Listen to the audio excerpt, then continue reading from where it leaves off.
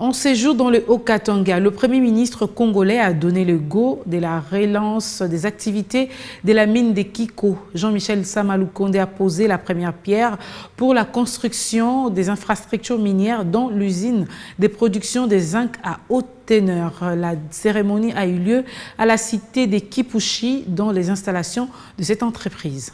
Jean-Michel Samaloukonde a salué l'aboutissement heureux de cette belle aventure jointe entre la GECAMINE et Ivan Mans amorcé depuis plusieurs années. Dans son allocution, il a insisté que ce projet s'inscrive bel et bien dans la vision de la création d'emplois, pour laquelle milite le président de la République, Félix-Antoine Tshisekedi Tshilombo, avant d'y rappeler la nécessité de faire bénéficier la présence de cet investissement aux entrepreneurs locaux dans le cadre de la sous-traitance, qui est une obligation légale. C'est avec émotion et avec un réel plaisir de me retrouver ici, à Kipushi, pour présider cette cérémonie de relance de la mine souterraine par la société Kipushi Corporation, Kiko en sigle. Aussi le lieu de mentionner la nécessité de faire bénéficier la présence de cet investissement aux entrepreneurs locaux dans le cadre de la sous-traitance.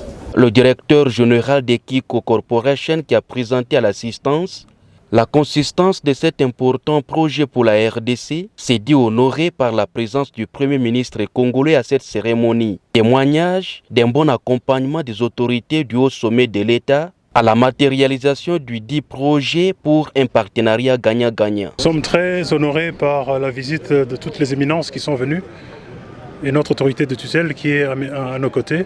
Et je crois que vous avez entendu, c'est un rappel, avoir un sens élevé de responsabilité. Les attentes sont énormes sur nous, nous ne devons pas décevoir les communautés, les parties prenantes. Nous devons nous mettre au travail dans le strict respect du code, créer des richesses et les partager de manière équitable entre toutes les parties prenantes. Le gouverneur du Haut-Katanga, Jacques Yaboula, a également trouvé utile la relance des activités de cette mine. Antoinette Samba, ministre en charge des mines, a quant à elle exhorté Kiko et ses partenaires à œuvrer aux côtés de l'État congolais.